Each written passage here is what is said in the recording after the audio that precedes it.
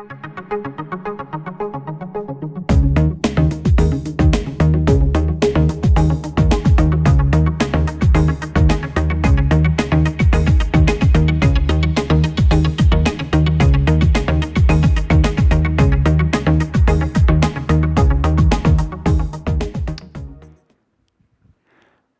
remember being shocked the first few times I went to Africa. I was shocked when I met a one-legged taxi driver in Kenya. I was shocked when I met Sonia, an orphan schoolgirl in Rwanda. And I was shocked when I met a disabled subsistence farmer in Mozambique. What shocked me wasn't their poverty, but their happiness. I found their happiness confronting, far more confronting than poverty.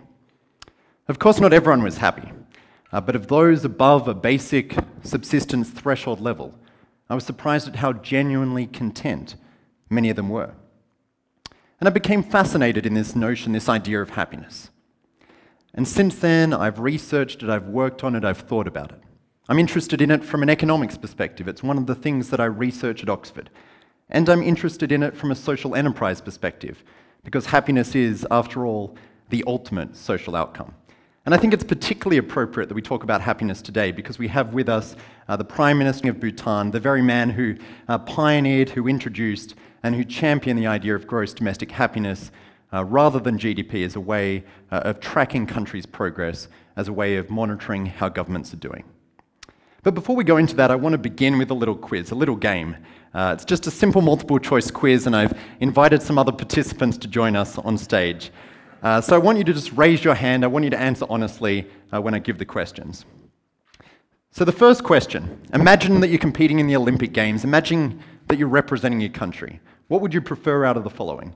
Would you prefer to come second, to come third, or to come second last? Answer honestly. Who would prefer to come second? Raise your hand. Excellent. Who would prefer to come third? And who would prefer to come second last? Excellent. Well, it seems like a large chunk of the audience wants to come second last. I'm not sure that I'd be selecting you for my Olympic team, but the monkeys, they select a third. They don't quite understand the question, but they knew that there were three options. It's probably no surprise that amongst the general population, most prefer second. So that's question one. Question number two. Imagine that you're given one of two options. Either you win the lottery and you get $10 million tomorrow, you can spend it however you want. Or option B, alternatively, you get a very small payment tomorrow, but you get gradual payments throughout your lifetime, increasing payments. And in total, you get $8 million over the course of your lifetime. If I gave you that option right now, what would you pick? Who would pick option A? A lot of people. Who would pick option B? Excellent. Amongst the general population, most people seem to be quite short-sighted. Most people like the $10 million tomorrow. Again, the monkeys, 50-50. They did recognize there were two options, not three. Third and final question. You get to choose your salary. What do you pick? You get $50,000 and everyone else you know gets $50,000. You get $50,000 and everyone else gets $60,000. Or you get $40,000 and everyone else you know gets $30,000. Who would pick option A? Who would pick option B? Virtually no one. Who would pick option C? I think there's one person in an audience of about 200. You're pretty consistent with the general population. Most go for option A, the monkeys, no surprises there. But let's now think about what the actual answers are. Let's look at what the research says about what actually makes us content, what actually makes us satisfied, what actually makes us happy. For question one, the answer is actually to come third, which I think was the lowest of the three options that you all gave. There's no shortage of silver medalists who appear unhappy.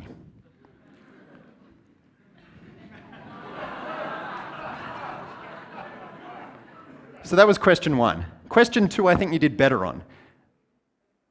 You picked option B, you went against the general population, and I think you beat the monkeys on this occasion. They beat you on question one, you won question two. And for question three, the correct answer was actually C, which I think only one person got correct. And so the monkeys beat you on 2 out of 3 on those, in terms of what actually makes us content, satisfied, and happy, as the research has shown.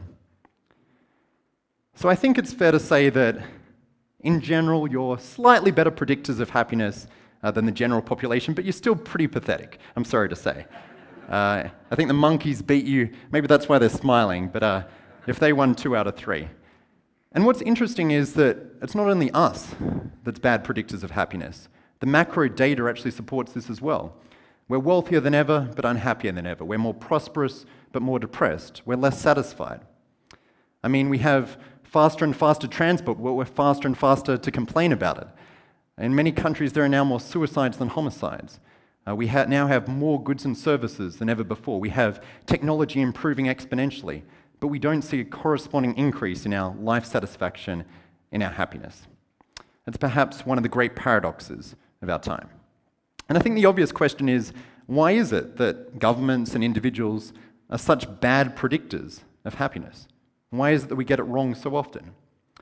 And I think it's because we don't really understand why it is that we're often unhappy. And so the obvious question is, why is it that we're unhappy? What's the explanation? Now, it's not an easy question to answer, but it's one that I've thought about, that I've researched, that I've delved into. And through my research over the years, through thinking about it, I think there's one explanation that I find far more compelling, far more plausible, far more persuasive than any other. And that explanation isn't that we have so much choice that we get stressed. It's not that we're economically worse off. In many cases, we're economically better off. It's not that we just have greater reporting of depression and suicide. That's true, but it only explains a small portion of the data. It's not due to family breakdowns or reduced freedoms. No, the reason why we're unhappy, the most compelling reason, as shown by the data, as shown by research, relates to expectations. At a very basic, simple level, we're unhappy when our expectations of reality exceed our experiences of reality, when our expectations exceed reality. And I like to call this an expectation gap, when our expectations are greater than reality. It's a very simple concept, but it's a hugely important concept to fully understand, to fully get our head around. And to help us get our head around it, I like to think in terms of 3 different types of expectation gaps. 3 different types of gaps based on the different ways in which we form expectations. I think we form expectations based on our imagination, based on those around us, and based on our past experiences. So to this first type of expectation gap, the imagination gap, which occurs when our imagination exceeds reality. You see, when we choose to buy goods, we choose from a range of options. When we choose where to travel to, we often choose from a range of options. When we choose which leader to elect, we often choose from a range of options. And how do we make that decision? What we do is that we choose the one that we think will be the best. We choose the one that we imagine will be the best of all the options. And so what we do is that we try to maximize our utility at a given price. That's how most people make decisions. To do otherwise would be to choose an option that we didn't think would be as good, which seems a bit counterintuitive. Now, the problem here is that the very act of choosing the thing that we think will give us the greatest happiness, that very decision-making process is the thing that actually undermines our happiness. Because what it means is that when we then see reality, when we then experience it, whether it's the good or the place we travel to or the leader that we elect, it's highly likely that that reality won't live up to our expectation. And that leads to disappointment. And technology makes this so much worse. What technology allows is things that are actually unrealistic to appear real. Things that aren't even on the happiness scale are made to seem as though they are actually possible. We Photoshop things in, we airbrush things out, we digitally enhance photos. And what this does is it makes us romanticize travel and makes us come up with fantastical ideas about places that reality simply can't live up to. So we think Sagrada Familia looks like this, when it actually looks like this. We think the Taj Mahal always looks like this, when actually often it looks like this. We think that the Mona Lisa looks like this, when actually if we go and visit it, it's more likely to look like this. What technology does is that it skews our vision, it distorts reality, and makes the unreal seem real. Indeed, many of the times that when we're happiest when we go traveling, They're actually the times when we stumble across things we didn't expect, when we discover things for ourselves, where we don't have preconceived notions of different places. And what also makes this worse is selection bias. Many content-based algorithms, whether it's Google search or Facebook newsfeed, the way that it presents information is that it prioritizes those things that are the best images, the most shared images, the most liked images. You're more likely to be shown a photo on Facebook if it has 200 likes than if it has 2. And so we come to think of the best images as being normal, as being average. And this also plays with our imagination. That's selection bias. Then there's persuasion. Because politicians often get elected on the basis of promising things that they can't deliver, by raising our expectations. I mean, who would you be more likely to vote for? A politician that says, "I'll fix your problems if you vote for me," or someone who says, perhaps more honestly, "Things will probably be the same whether you vote for me or not."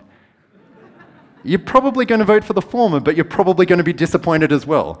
And so we're in this constant cycle of expectations being raised and hopes being dashed. It's the same with companies. I mean, companies are more likely to tell us that watches have never performed tasks so quickly. They're probably not going to tell us batteries have never run out so quickly, both of which are true. And so when you have technology, when you have persuasion, and when you have selection bias, what that means is that we imagine and demand and expect more than reality can provide. And when the limitless potential of our minds is met by the confined nature of Earth, we're disappointed, we're unhappy. Expectations and disappointments irrevocably intertwine. In terms of beauty, it's no wonder that self-esteem levels are so low. I mean, advertisers learnt long ago that if you can make people hate themselves, you can sell them things. Now they're applying it time and time again. And we see this. What we see is advertisers showing only the best before and after photos. What we see is pictures of models who are made to seem perfect even though they're not. We've become a society of complainers, of perfectionists, of counterfactual historians, people who always imagine different and better outcomes for ourselves, but people whose imagination can't be satisfied. So that's the imagination gap. That's why our imagination exceeds reality, and that's the first main reason why we're unhappy. The second main type of expectation that we have, I like to call the interpersonal gap. It's where we compare our reality to the reality of others. Put simply, we judge ourselves based on what we experience around us. If you earn $50,000 and you're in a poor neighborhood, you'll feel rich. If you earn $50,000 and you're in a wealthy neighborhood, you'll feel poor. If you get a small pay rise but everyone around you gets a large pay rise, you'll be disappointed. Your gain is someone's pain is your gain. Unfortunately, it's a bit of a zero-sum game, or so it seems. And it's not only relative income that matters, it's also relative appearance that matters. One person's plastic surgery is another's psychic loss. Indeed, research has shown that we're actually happier when we're with worse-looking people, because we're perceived by others to be objectively better looking. So now when your friend asks you to come to a bar or to a club with them, you know why. And what's particularly interesting about this is that we have an asymmetry of emphasis. We prioritize, we focus on one end of the spectrum. We focus on the rich, the famous, the beautiful, and pay less attention to the other end. And so we're made to seem poorer, we're made to feel poorer, made to feel less successful than we actually are. It's almost as though we're running on a hedonic treadmill, constantly striving to be happy, but getting no closer. Because when our standard of living improves, if everyone else's standard of living improves as well, we don't always feel happier. So that's the second way in which we form expectations, based on others around us. The third and final way is based on our past experiences. I call this the intertemporal gap. And we're unhappy when our past reality is better than our present reality.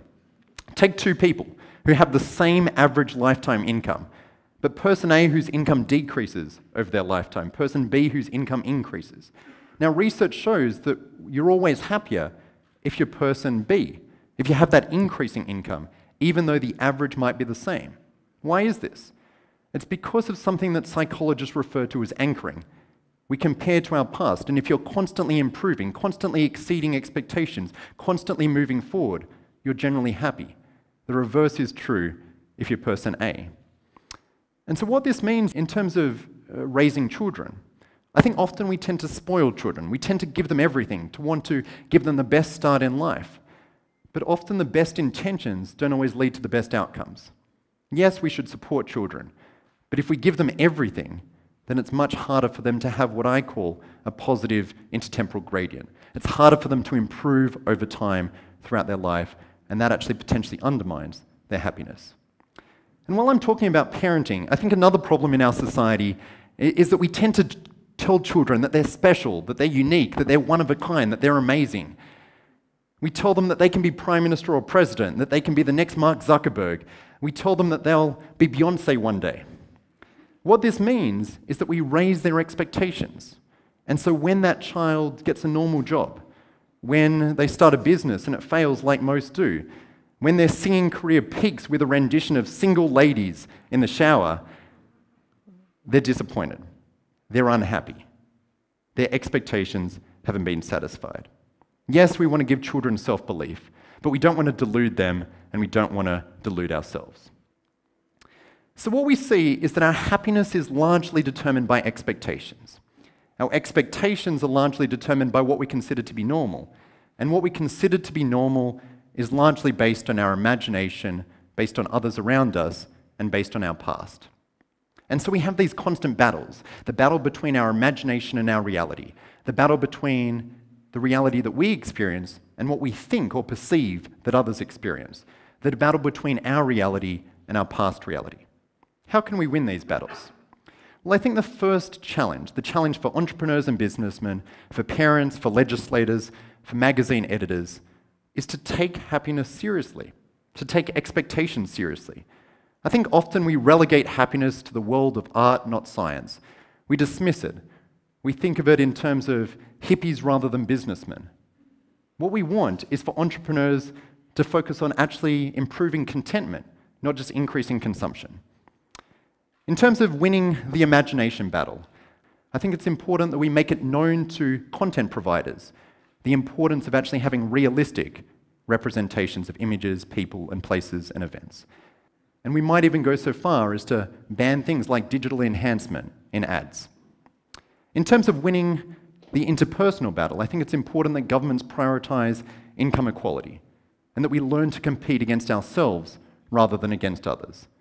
And in terms of that intertemporal battle, I think it's important that we support kids, encourage kids, but also make them realize when it's impossible and not to give them completely unrealistic expectations. Let me conclude. We seem to have been seduced into a way of life that almost conspires in every way against the most basic level of contentment. We're terrible predictors of what will make us happy. I mean, anytime monkeys beat you, you know there's a problem. We're terrible predictors of happiness because the way in which we rationalize, the way in which we make decisions is often on the basis of actual levels, absolute levels. But the way in which we feel is based on relative outcomes, based on expectations. It's expectations that explains why a bronze medalist can be happier than a silver medalist. Because the silver medalist imagines coming first, the bronze medalist imagines coming fourth. It's expectations that explains why often lottery winners aren't that happy. Their happiness doesn't last because they don't have that increasing level of satisfaction throughout their life. It's expectations that explains why you can be happier with an income of $40,000 to an income of $50,000.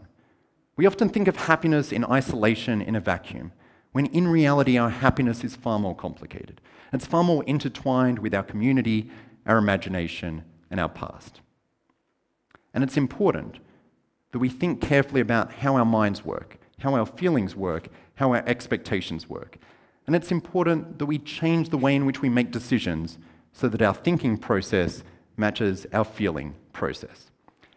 Ladies and gentlemen, for entrepreneurs that want to improve the lives of others, as well as for people that want to be happy, I think the first step is understanding why we're unhappy. And I hope that the next time, if ever it happens, that your decision-making prowess is compared to that of monkeys, I hope you come out on top. Thank you.